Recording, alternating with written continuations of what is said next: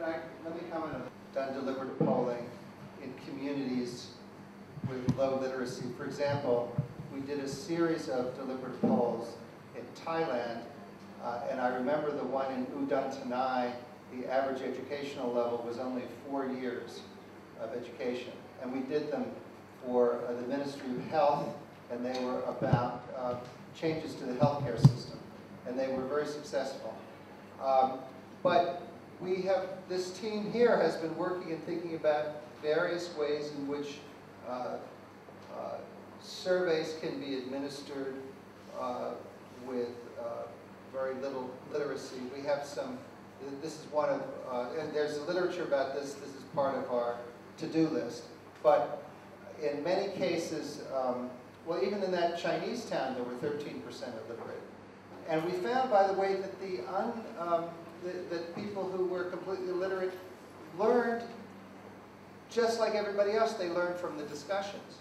And one thing that I should mention is I've only been giving you the quantitative results, but very often we record the discussions, so there are many hours of discussion in small groups. So you take 200 or 300 people, you break them up into groups of a dozen or 15, and that are moderated, and you have the small group discussions. And when those are, when that data is collected, it's as if you have focus groups, but many focus groups, and many focus groups that have really talked for a whole day or 2 days about an issue, and really you get a lot of depth. And that's why one of the books written about deliberative polling calls it the poll with a human face, because of the qualitative side.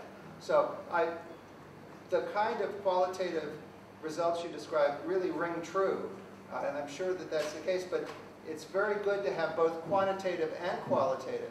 And then when people do focus groups are wonderful as a way of generating hypotheses, but you never know if you do a focus group how representative it is, because statistically, you know, focus groups of 8 or 10 people, statistically they cannot be representative.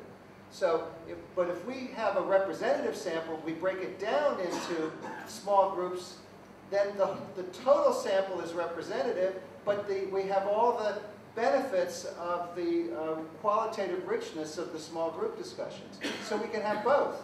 And indeed, we can code the small group discussions. That's what my colleague Alice on the line has done a lot of, and even create new variables which then can be added into the quantitative analysis. So we're very much on the same page, but you're absolutely right that the challenge of the literacy needs to be dealt with. We have dealt with it before.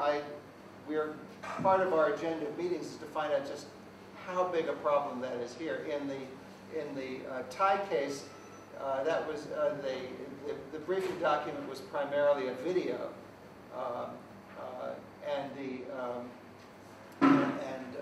there was a lot of assistance in offering the questionnaires, but there may be this is an issue to be dealt with, but it is possible to do. But I'm delighted to hear you say that how important it is to have a random sample, because then you represent everybody. You're not just getting the people who are willing to put themselves forward, and because we have moderated discussions, eventually everybody gets to speak and nobody dominates, and we get all the opinions, and we certainly get them in the confidential questionnaires, because also with confidential questionnaires you don't have the group pressure towards a consensus. Sometimes there's sort of a bandwagon effect. A lot of people seem to agree with this and everybody agrees, but they haven't really thought about it. But if you have the results in questionnaires, then people then you don't have that social pressure like in a jury. So we think that that this has some merits as a way of collecting the opinions.